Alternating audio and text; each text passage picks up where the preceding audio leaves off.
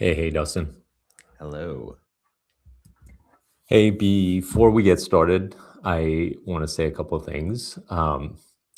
As many of our viewers or listeners know, I am an Iranian American, Iranian born, but I'm an American. I want to say that the situation in Iran is obviously extremely sad, and I have tremendous solidarity with the Iranian people and anyone that's affected by the violence. Um, it's incredibly sad. But this show is obviously not a political show, and that's the reason we're not going to be talking about it today or any other day.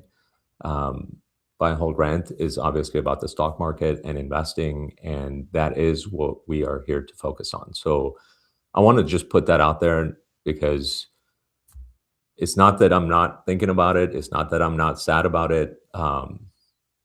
But this show is not the place to talk about it. So with that said, let's get episode 22 started, Dustin. What do Let's we do have it. to talk about?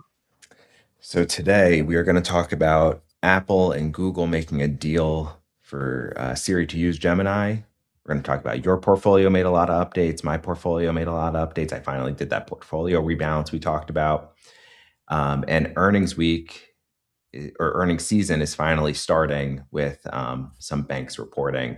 And of course, as always, we will get to listener questions. So let's start with this Apple Google deal. Do Yeah. you have any initial thoughts, or do you want me to go? Well, actually, I want to hear your thoughts before I share my thoughts. So why don't you go first? Okay, yeah, because I have a lot of opinions on this. So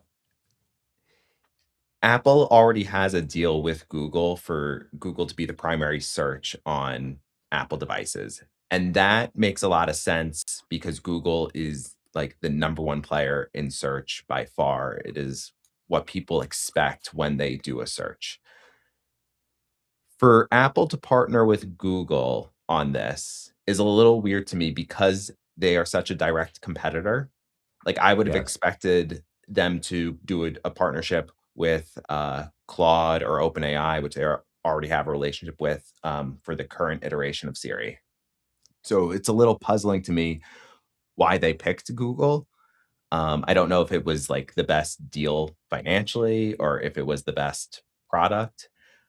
Fun side note, by the way, I don't know if you saw this, but this has been going viral. If you ask ChatGPT how many R's are in the word strawberry, it I says did see that. 2. But if you type I it, it says 3. Yeah, it's funny because when I did see that going viral, I tested it out, and it actually told me correctly 3. Oh, really? Um, Oh, I tested it a couple days ago, and I tested it before this just to make sure it was still accurate or not accurate, and yeah. yeah, it was still saying 2 It for was me. so Oh, that's interesting. Maybe I was doing Grok, and now that I think about it. But in any case, then I asked it to go ahead and spell it out for me. And when it spelt it out, when it got to W, it said double R, or like it had this sort of weird, like it spelt it correctly. I could see the text, but it was reading it incorrectly, which was kind of Incorrectly? interesting. But going back to Apple and this whole Google Gemini partnership, I mean, this has got to be one of those things that has got Steve Jobs turning in his grave because Absolutely. this is one of the most important initiatives in the history of computing, AI, and Apple should be in the forefront because the device that everyone is using to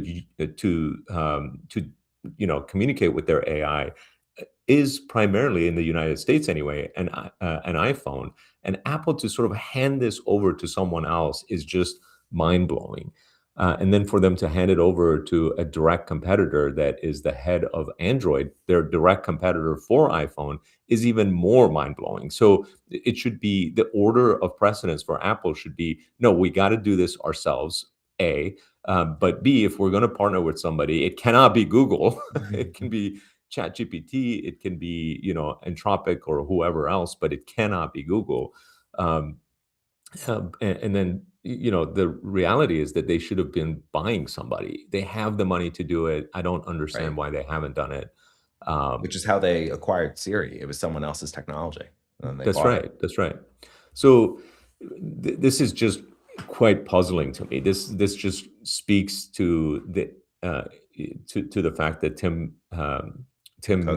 Cook. Cook does not belong as the CEO of Apple, and um, I think his days are numbered. This is a major blunder. I don't see how this is good for Apple. Now, it's good for Apple users because they're going to get AI integrated similarly to Siri into their devices, and um, but it's great for Google.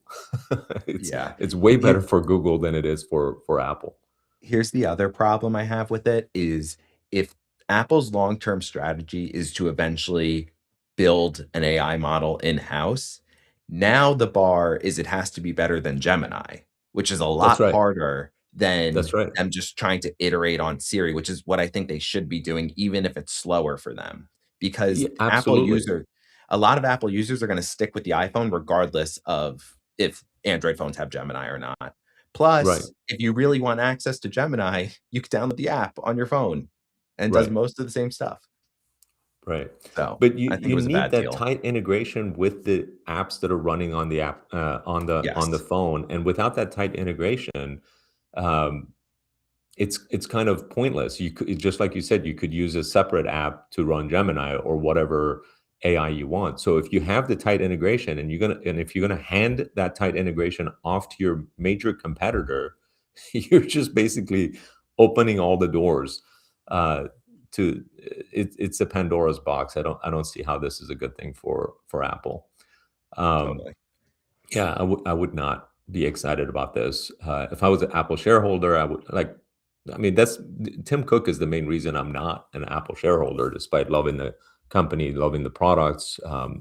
But this company hasn't been able to innovate, hasn't been able to price new products correctly. It's just focused on the wrong things. It's missed major opportunities in the market. It spent $12 billion on a self-driving car project that it just abandoned. I mean, just so many different mistakes. It's like mistake after mistake after mistake.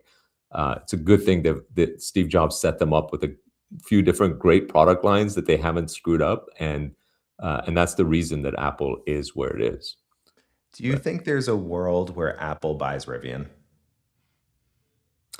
I mean, if they wanted to revive their car project, that is a possibility. I mean, I think that would be the quickest way for them to catch up, and then use their scale and money or use their money rather and power and stature to scale Rivian rapidly to catch up to Tesla. Not that they would surpass Tesla, but they would make Rivian a prominent number two.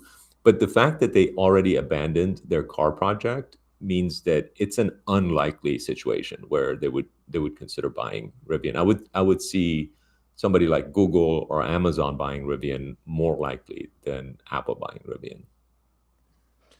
Yeah. Um, okay, let's go into your portfolio. I know you made some purchases and Yeah. sells. So what Yeah. happened? So let me see here. What did I do? Yeah, so most recent purchase, it looks like, was Micron. I increased my position in Micron by 25%. I sold Rocket Lab, about another 6% of Rocket Lab, and I bought 14% more Meta. The ones that I'm buying are, and January 6th was prior to our previous episode. So these three transactions are the three transactions that I did. The Meta purchase just seems extremely cheap to me. Just focusing on Meta for a moment, the company is growing at roughly a 20%, 21% revenue growth rate for the trailing 12 months, and it has accelerated, meaning the latest quarter is actually greater than 21%. So it's accelerating its growth, and it's still all of its revenue still comes from the main three products: Facebook, Instagram, and WhatsApp. And Meta's becoming more profitable and growing revenues faster than ever, or not ever, but faster than all of the other sort of Mag 7 large mega cap tech companies. And it has a PE ratio of just 21. So it has this pretty amazing sort of financials going for it, in my opinion. Versus Google, which Google, Microsoft, and Apple, whose PEs are in the 30s, right? So that's part of the reason that I love Meta. And the price has kind of like stagnated in the mid 600s for a little while, and I think that this is sort of ripe for a correction, and that those type of corrections usually happen after a surprise earnings beat or You're saying just a as correction upwards. correct, meaning it should not be trading below the price earnings ratio of the other Mag 7, right? Like Mhm. if Apple, Microsoft, Google, Amazon are all trading at a PE of 30s and they're all growing slower than Meta, then what's the justification for Meta's PE? It just doesn't make sense. So one way or the other, either the other companies have to come down in price or Meta has to go up in price. But one of those two corrections is going to happen, and it's just a matter of when will it happen. Unless all of a sudden they start to struggle for some reason, which does not seem to be the case. They don't even have any revenue yet from their AI products. So all of the AI investments that they're currently making is all upside potential for them. So Well, I don't they love Meta have for all of those reasons. indirect revenue from their AI investments because they're optimizing their ads already with the Yeah, AI infrastructure they built? yeah. I mean, that's what they're saying is that AI is actually helping them sell more ads and better ads for their customers. So AI is already helping them in some ways, but they don't have revenue or significant revenue from AI products. Mhm. In much the same way that they don't have any revenue from their Threads product, which is a competitor to X. But shockingly, Threads is already having catching up in terms of user base to X, which is kind of mind blowing. Now, so they haven't even optimized for revenue on that product either. So when you combine all of the future potential of their AI investments in the form of actual products um, with their existing three sort of like major products that are generating all the investments and still growing at a super fast pace of over 20% annualized, um, it just it just looks like a very good place to put my money. Right, that's And the reason I'm excited about it. what are your thoughts on them shutting down some of their VR studios? Well, uh, so I have two thoughts on that. Part of it makes me sad because today we saw the announcement that it looks like they shut down Supersonic, which is one of my favorite Supernatural. Supernatural rather, which is one of my favorite Quest VR exercise apps. It's the best I app on Quest by Yeah, far. I use that app 4 times a week, and I get a fantastic workout in it. It's awesome. So I was very sad about that. But they're looking at the numbers and revenue numbers and making decisions based off of that and trimming. It appears like roughly 10% of the staff on that's working on these AR VR devices and potential software. So that's just going to make them more profitable, right? So they're shifting around their focus to be more on AI side and increasing their profitability at the same time. That's not a bad financial decision, but I'm sad about it as a user. I'm sad about it that they're kind of giving up a little bit on those areas, but Does it but that might does be it a give you fantastic financial. Uh, does it give you any pause that they recently acquired Supernatural? Like, I think it was maybe 2 years ago at this point, and that they're shutting it down so quickly? Well, you got to remember an acquisition like Supernatural for Meta, which was probably in the tens of millions of dollars. Maybe it reached 100 million. I doubt that it even reached 100 million. But even if it reached, let's say, 100 million, for sake of argument, uh, is just a drop in the bucket. Like it has no actual bearing on financials. Um, and they started this acquisition, what, 4 or 5 years ago, maybe longer, before AI became a major priority. So, once something else sort of takes over and it becomes a major priority, then it does make sense to sort of like sit back and reevaluate all of the initiatives that you have going on and say, well, if we have talented people focused on this little area that's generating tens of millions of dollars of revenue, do we want that? Or tens of millions of dollars of revenue for a $200 billion corporation, just such a drop in the bucket that it doesn't make sense to have any talent focused on it. So they're shifting things around, I suspect, in order to create multi-billion dollar opportunities come to life, not to expand on $10 million opportunities. Let's move on to Rocket Lab. So Rocket Lab, you trimmed a little over 6%, I think. Typically, your trims are like 2 to 4%. Is there any reason why you ended up trimming a bit more? So I wanted to buy more Meta, and I wanted to buy more Micron. So when I look at Rocket Lab and Meta and Micron, first of all, Rocket Lab still represents the largest portion of my portfolio, but fortunately now it's all gravy, meaning like I've already taken out far more than I've put into Rocket Lab. It's amazing. That's the main reason that it's such a big portion of my portfolio. But when I look at the probability or possibility of these companies, let's say, doubling or tripling over the course of the next 3 years, I think the probability is probably higher on Meta and Micron as opposed to Rocket Lab. Now, because Rocket Lab has so much momentum and because it has so many fans and because of the importance of space in particular, it's quite possible I'm wrong and Rocket Lab will be the one that doubles and triples and quadruples far before Meta or Didn't you say Micron Rocket do. Lab was a 100x opportunity, not investment advice? I did, but that was before when it was 20 times cheaper than it is today. So it only needs to go up 5x from here. And I was Only talking 5. about it over, yeah, that's right. 5 times 20 makes it a 100-time Yeah, yeah, opportunity. yeah. And I was talking about it over a decade, meaning I still think that over the course, by the way, I said that roughly 2 years ago, that it's a 100-time opportunity. So if you go back 2 years over the course of the next 10 years, I still have 8 years to go for it to 5x, right? So if Rocket Lab 5x'd over the course of the next 8 years, I would be correct in that it's probably a 100-time opportunity.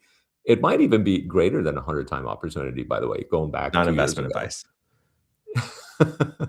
Yes, all Anytime of we these make a things are big my claim like that, not investment advice.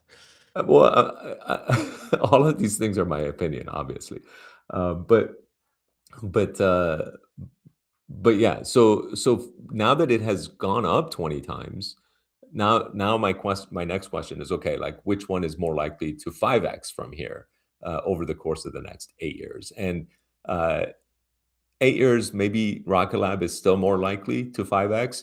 And by the way, Rocket Lab's still my largest holding. So if it does, I'm not going to be sad about it. But over the next couple of years, I think Meta and Micron might present a greater opportunity. If I'm wrong, fantastic. I still own a ton of Rocket Lab, so I'll be happy about it. But Rocket Lab, because of how expensive it is now as a multiple of its revenues, and it's not yet a profitable company, it is much, much higher risk than a Meta or a Micron. So I sold some Rocket Lab specifically to buy Meta and Micron. I was shocked when I saw the Micron transaction, just because I feel like this is the fastest I've seen you accumulate a stock. Yeah. So, like, what's your target allocation for Micron? As you know, I think that it makes sense to make larger bets, fewer of them. Yep. And if you look at my portfolio, uh, if I'm going to make bets on 5 or 6 things, it does make sense for me to put 10% of my portfolio into them, into those 5 or 6 things, and then maybe start trimming after they become more than 20% of my portfolio, right? So rough figure would be 10%, but I'm not like hardcore about trying to get it there and immediately. I'm still kind of doing it slow, but it's been what, weeks? Yeah, I don't know. And usually I It don't doesn't like feel to. slow. Yeah, I mean, with Micron, because the momentum was in the upwards direction, I kind of had to move faster than I did and usually do on past investments, because usually the momentum is in the opposite direction, meaning the momentum is oftentimes negative when I get into a Right. company because the sentiment is negative. Um, so uh, historically, that's been true for Netflix, Meta, uh, Robinhood, Bumble, Rivian, Bumble, yeah, Rivian, yeah. Robinhood, yeah. So all of those have had negative momentum. So I could have taken a year to accumulate all of the shares, and oftentimes I did. Right. But Got it. Okay, so let's pivot to my portfolio. I yeah, finally did the rebalance I was talking about for the last few episodes. So here's a little graphic I made to show the before and after. I love it. It's not like any crazy changes, as it shouldn't be. My overall like strategy is the same. It's just a bit of fine tuning. Um, Right. so Is this updated since the last time you showed or last episode? I think you had a graphic like this last episode as well, right? this is a new graphic. This was done after the last episode. This was done like I Okay. think the day after we Gotcha. recorded. Gotcha. Yeah. Gotcha. Okay. Um, so the themes here, I'm still reducing my crypto exposure in two ways. One big one is I completely sold Coinbase. Okay. Um, this is one where when I invested in Coinbase, the idea in my head was, what if Bitcoin or Ethereum, the two top cryptocurrencies, is not the winner, and maybe it's something else. And Coinbase was just kind of like my version of having like an index Mm, of crypto, right. which is a terrible way to do it. But that's what I was thinking at the time, and Coinbase was fairly cheap, so I bought it. But looking back, and I made money on Coinbase. I would rather not have gotten into Coinbase and just had a simpler portfolio because it's just one more thing to follow, you know? Like, let me Yeah. see, because the Coinbase transaction, yeah, I made a 400% gain on Coinbase. Nice. That's But awesome. it's relative to like Bitcoin and Ethereum. So like I would have been up regardless, but I would have preferred the simplicity. Yeah. No, it makes Um, sense. and then the other crypto related play I made was I sold Robinhood, and I know we have a disagreement on whether Robinhood is correlated to crypto, and I'm going to talk more about that. Okay. So I didn't sell all of Robinhood. I sold a little over 30% of my position, and I've already been selling Robinhood prior to this. I think I sold 10% and another 10% within the last couple of weeks. Um, and I made this little chart for you, a little correlation matrix, which I should have Oh, done earlier. So what I did, I took all the stocks I hold in my portfolio plus the S&P, and I okay. compared how they correlate. And instead of using Bitcoin, I used IBIT, the Bitcoin ETF. And you could see within my portfolio the two most correlated items are Coinbase and Bitcoin, no shocker, and Robinhood and Bitcoin. Coinbase and Bitcoin have a 0.88 correlation, and Robinhood has a 0.78 correlation. How are And the correlations calculated? I'm not a math wizard. It compares how the price moves, and it's not like that they need to move the same percentage. It's are they moving in the same direction together? Gotcha. What tool did you use to make this? I don't remember, but I But this just is a tool that does the correlation yeah, calculations yeah, I for just you. Okay. Googled correlation matrix and did the Gotcha. first link. Gotcha. Yeah, it was That is pretty cool. yes, maybe we should, build something like this on Savvy. But, Hmm. yeah, it was really interesting to see and further confirmed my, vibe of Robinhood is fairly correlated. And it doesn't mean that they I think they will eventually, like, decorrelate. It's just a matter Yeah. of when, and I I'm mean, just I going get to assume it's going to continue to be correlated until it's not. So eventually I will be right. wrong. I guess the question is what does correlation mean? Like if, for example, uh, two stocks or two, like in the case of crypto and Robinhood, They both have up days, the same number of up days, but and same similar number of down days, or on the same days that crypto is up, Robinhood is up, or whatever. Yeah.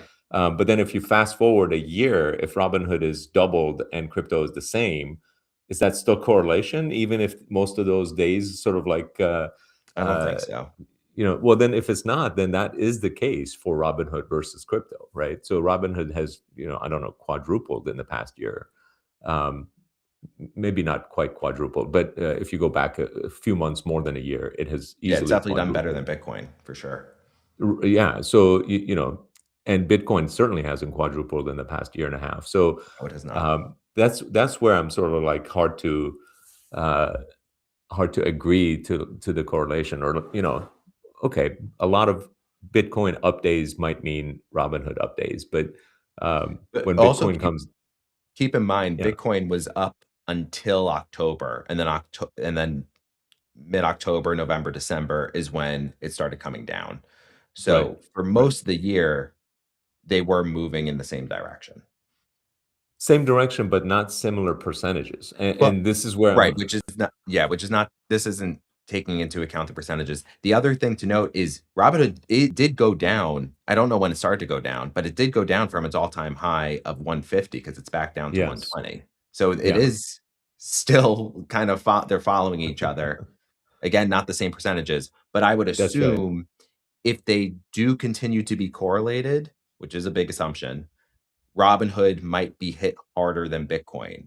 Might, I don't know, Hmm. because it went up faster.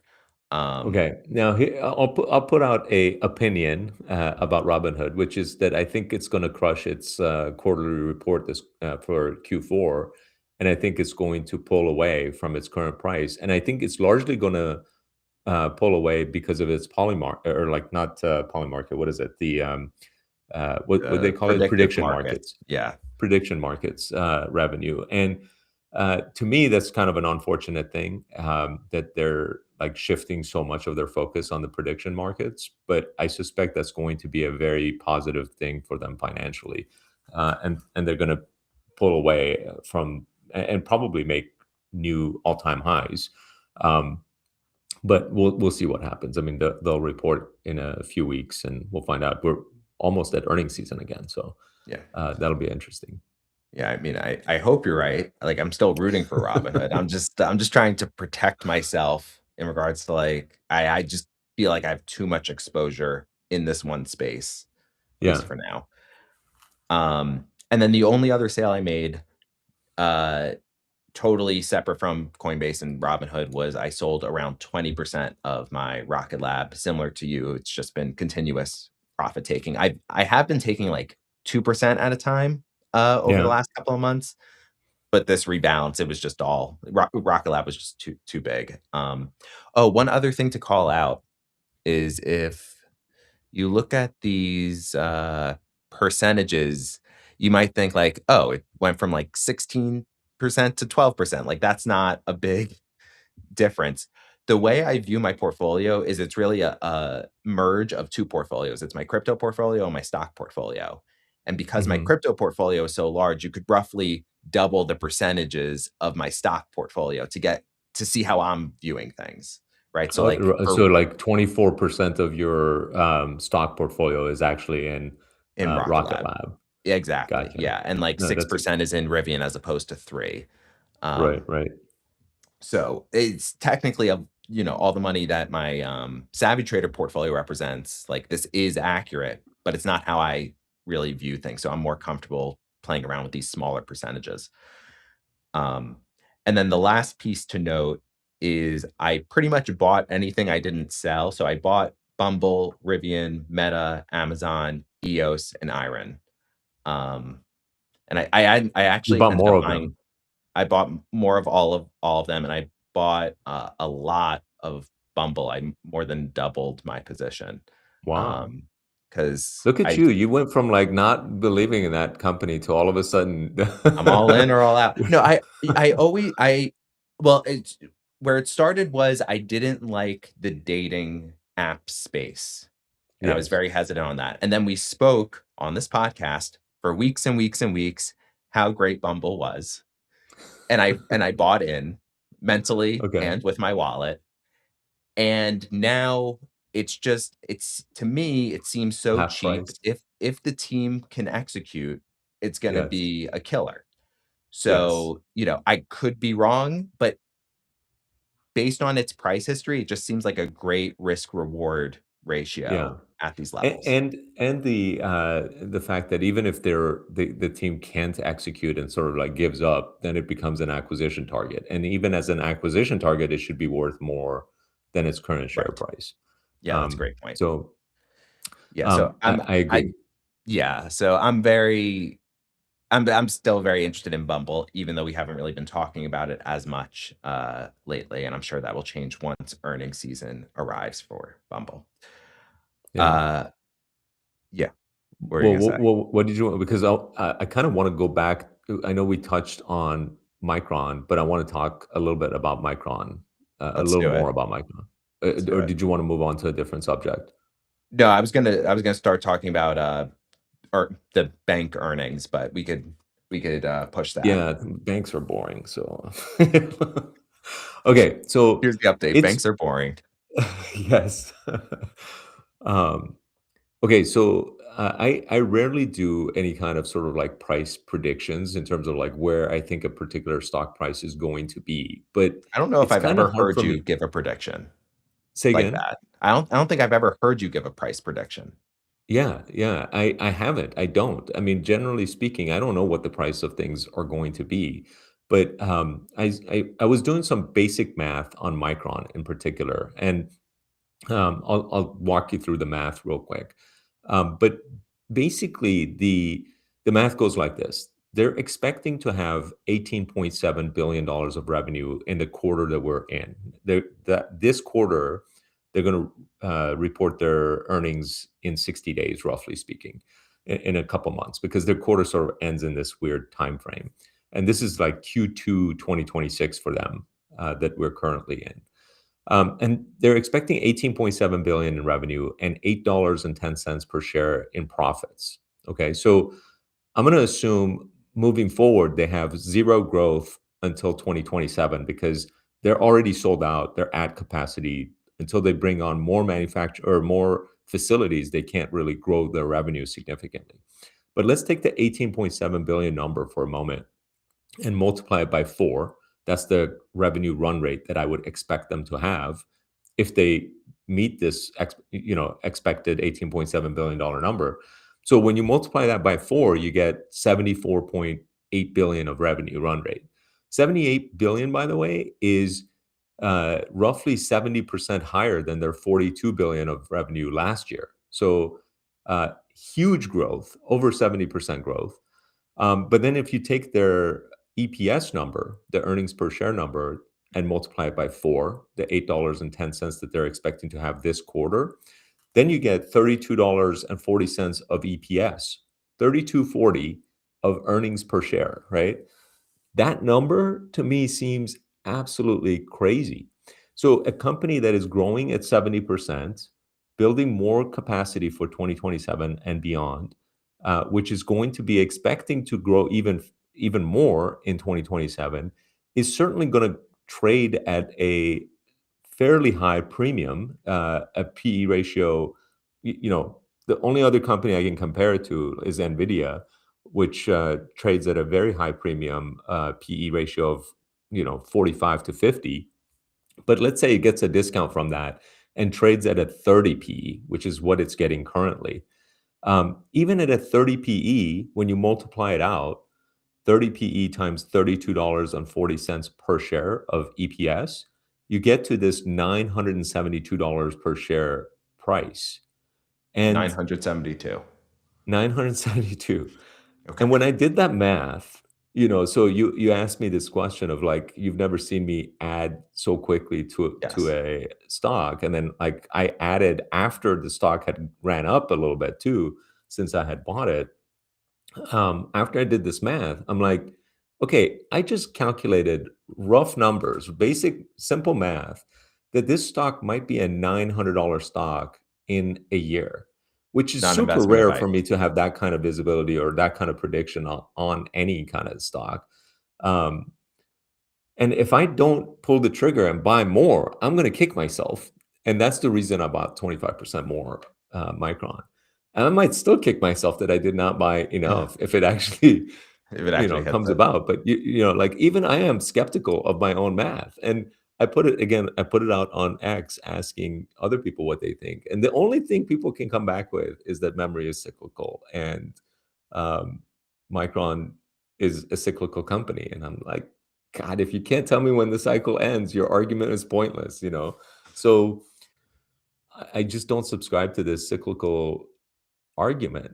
To me, Micron, it feels like, all else equal, market doesn't crash.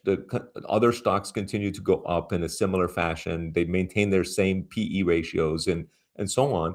Seems like unless the management is lying or for some reason they are unable to deliver on the $18.7 billion revenue run rate per quarter, this should be a slam dunk 900 and some change uh, stock. Now you can take this clip and take slam dunk and bring it back to me when when Micron actually crashes and it's like $100 stock, but in a year. But I feel like it's a risk worth taking. That was my math calculation there for Micron. Do you think there's a risk of them overproducing memory? Not in And 2026, maybe 2027, maybe 2028, uh, but when your entire supply, your ability to create product has already been contractually sold out, which is what management is telling us, by the way. So there's a possibility that management is overselling what contracts that they have in place. Maybe these contracts are cancelable, and all of a sudden Nvidia comes back and says, you know what, we figured out memory, we don't need Micron anymore. Sorry, we're canceling this contract. Or whoever is buying them comes back and cancels their contract and they don't have to pay Micron. Those are all possibilities of what could happen. But if those things are happening, then chances are Nvidia is in trouble. Chances are other chip makers, AMD, Broadcom, et cetera, are in trouble. And all of them are trading at much higher price earnings ratios than Micron is. So that's what makes me confident in Micron's position, in that as long as GPUs and AI chips continue to be in high demand, Micron's products, memory products, should also be in high demand, and storage products too. By the way, they also make SSD drives and storage products for servers. gotcha. So Okay, I know you don't want to talk about it, but we got to talk about the banks. It's important. okay, let's It talk sets about it. the tone for earnings season. So we'll just run through it quickly. Okay. Overall, the earnings have been fairly positive so far. So this is JP Morgan. Revenue beat by 1.6%, EPS beat by 6.3%, but the price move was negative. Hmm. They dropped roughly 1.5% before earnings and then 4%, a little over 4% after earnings. That's Uh, what was that? JP JP Morgan? Morgan, yeah. Okay. What about And yeah, go ahead. And then everything today, I mean, the market's been pretty red today, so everything's kind of been down. So this is Bank of America. Bank of America revenue beat by 3.22% and EPS beat by 2.08%. But again, you can see here it was down uh, Almost 3.78% 4%. today, Yeah, almost 4%. And they reported in the morning. gotcha. And then the last Pretty one I'll good. touch on, Citibank. So revenue was actually down 3.75% and EPS was up 11%. And again, price move. A beat of 11%, not that it was up 11%. Oh, yes, beat of Yeah. 11%. And thank you. And they Yeah. were down 3.34% today. So Very cool. I don't know if it's really telling us much signal. Like I know sometimes the banks beat and they're up and they kind of feel like confident going into earnings season. Right. This isn't necessarily giving me any confidence or any, like, fears necessarily. It's just I don't feel like there's much here to go off of. Yeah. Very Um, cool. okay, What should else do we we have to get talk about? to listener questions? One of my Let's favorite do it. parts of the show. Hey guys. Hey, Adrian. Hello. So we've got some good questions. The first, let's dive into a couple people want to know, we kind of talked about Bumble, but they want to know a little bit more. Here's one. Hamid, current thoughts on Bumble. You had said you may buy back your recently sold shares at later at a lower price. Would you wait to make the buy decision until after their next few earnings reports? Yeah, so I have to still wait 30 days. And the 30 days, I think my transaction date was December 19th. So roughly January 19th is when I could buy those shares back. Um, Technically, they wouldn't be at, they would be at whatever the current price is, not necessarily a lower price than what I sold them for, but it'd be a lower price than what I had bought those shares for, if that makes sense.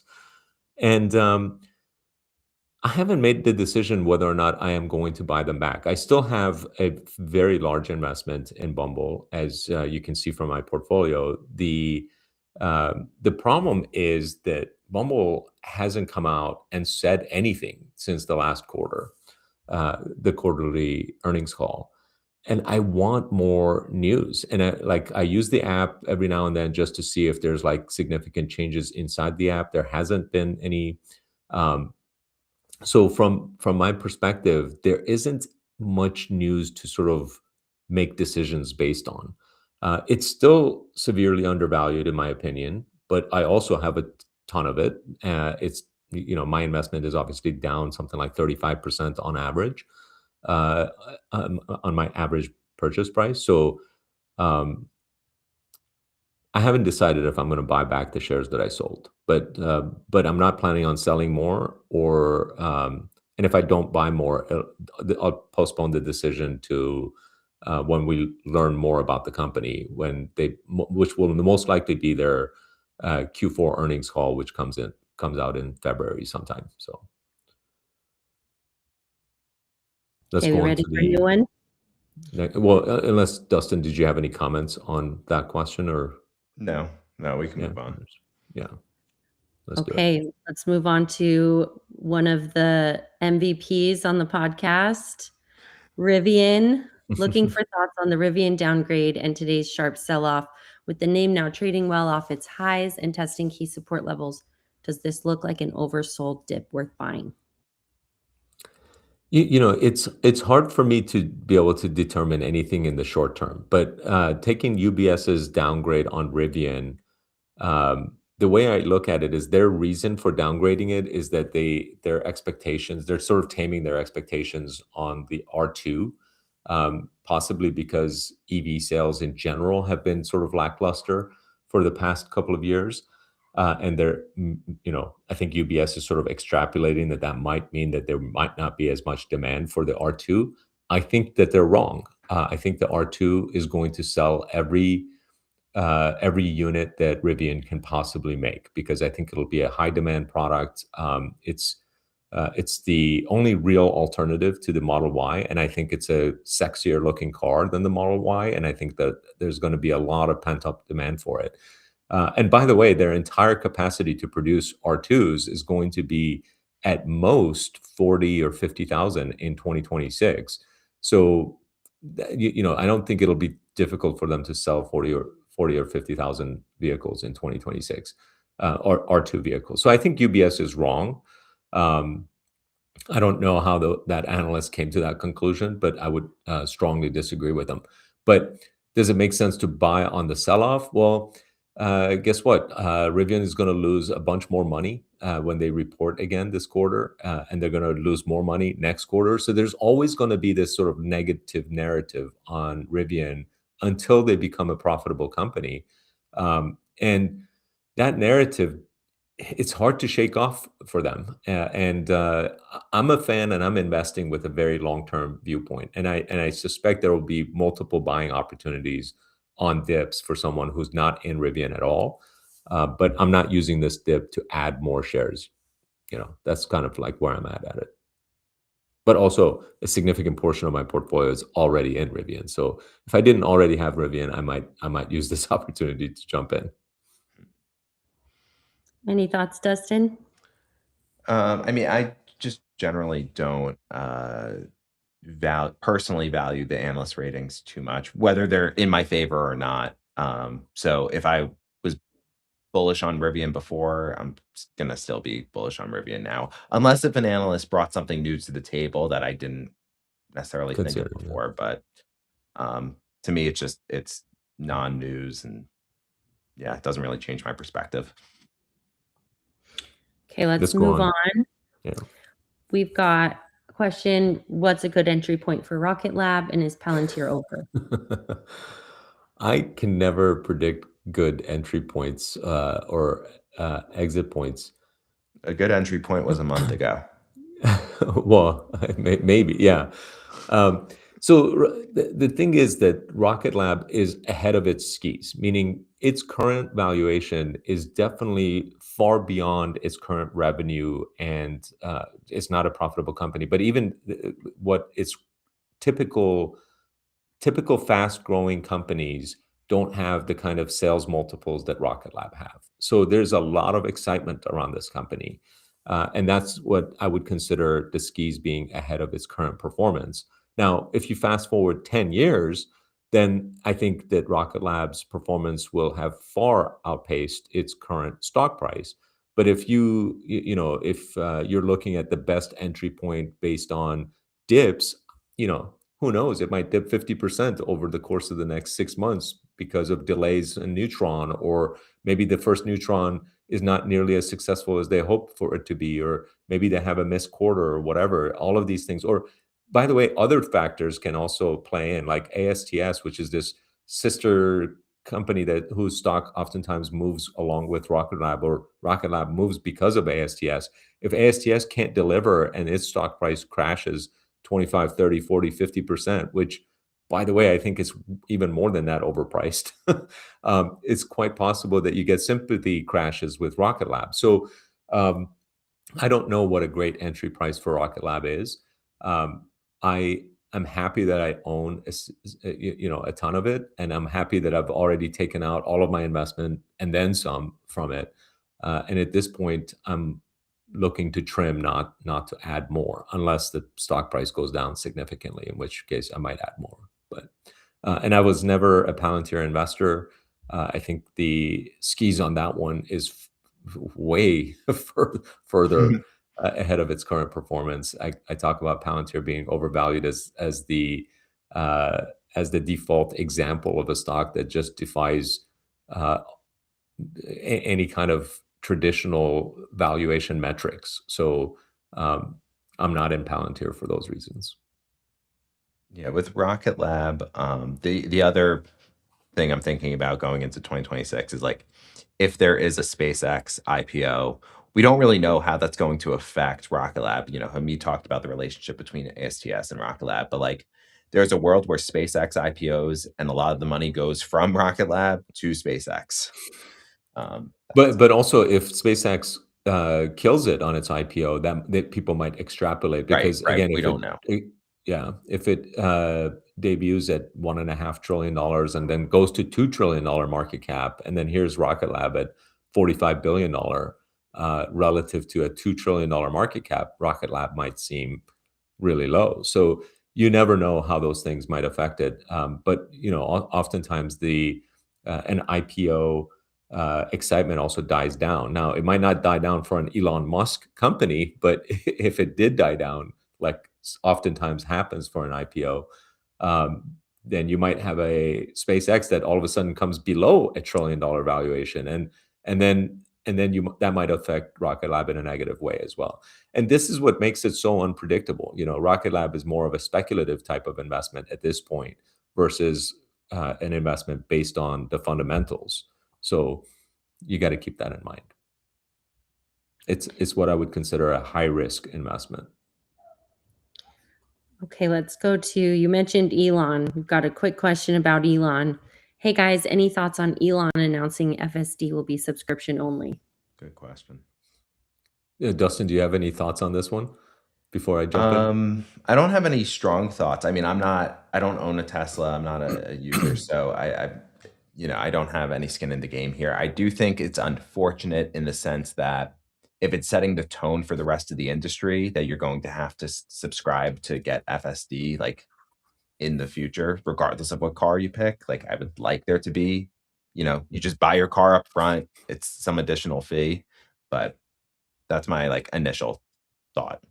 What about you? I would love to think that this is based on some calculated thing that makes it better for the consumers. But it turns out that Elon's pay package has a milestone that is directly tied to 10 million FSD subscribers, not 10 million sales of FSD. So it's unclear if a $8,000 sale of FSD would count towards that 10 million number, and therefore his decision to change that might be completely self-serving.